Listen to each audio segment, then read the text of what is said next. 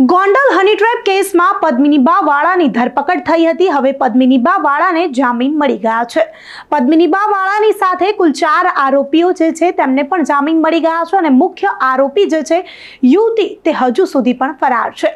પદ્મિનીબા વાળાના જામીન મંજૂર થતા જ અનેક નવા ખુલાસાઓ પણ થયા।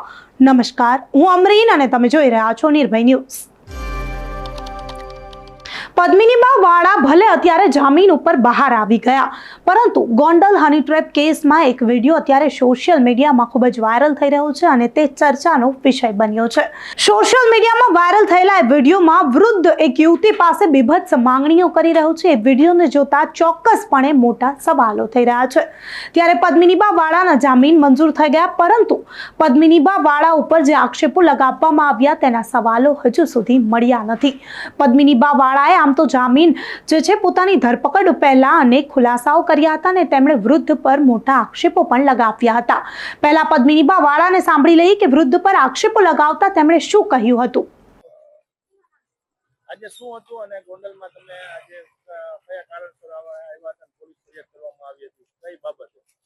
જી આપણે એક ભાઈ છે, એક ગાદીપતિ પોતે ભૂવા છે, કંઈક જોવે છે એવું બેન દ્વારા મને જાણવા મળ્યું છે।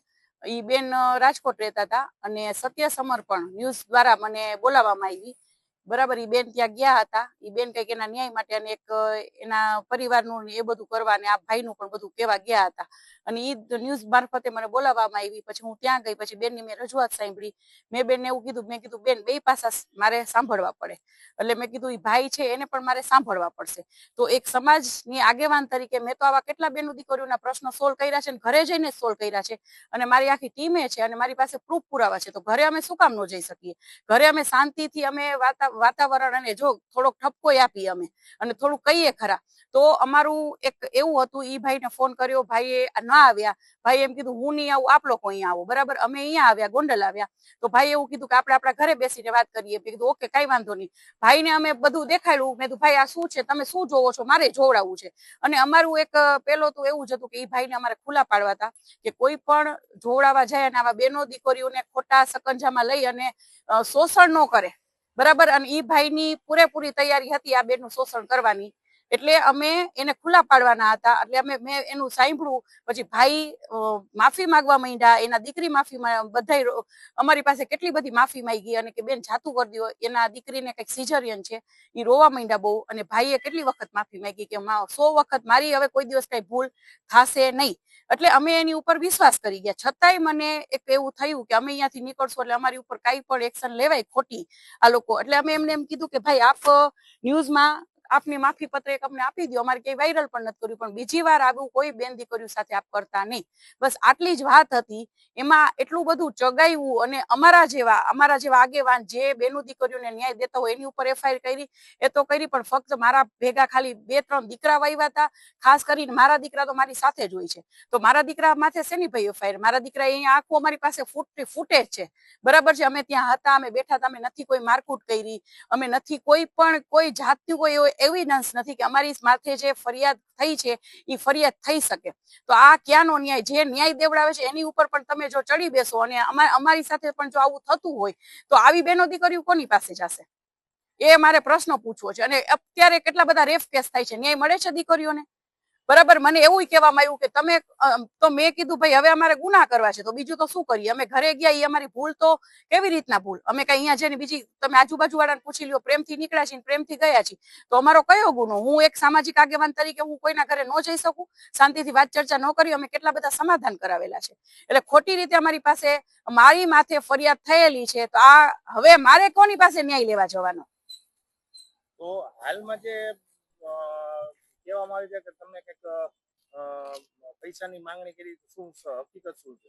જી, પૈસાની માંગણી 100% છે, જે કરી નથી। બરાબર છે, તો એ લોકો પાસે એવિડન્સ તો હશે ને, કેમ કે એ લોકોનો ફોન ચાલુ હતો અને મેં કીધું હતું કે તમારા ફોન ચાલુ રાખો, અમારા ફોને ચાલુ રાખી। તો એ લોકોને કયો પ્રૂફ પુરાવા આવે? એક શબ્દ પણ એક રૂપિયાનો નીકળો હોય, કોઈ પણ એક શબ્દ એવો નીકળો હોય, કોઈ પણ એની પાસે એવા એવિડન્સ હોય, તો એ લોકોને કયો મીડિયા સામે આવે અને મીડિયા સામે બધી રજૂઆત કરે અને પ્રૂફ પુરાવા આપે કે અમે કોઈ પણ એક રૂપિયાની પણ માંગણી કરી, પણ આની પાછળ બીજા કોઈ તત્વો કામ કરી રહ્યા છે।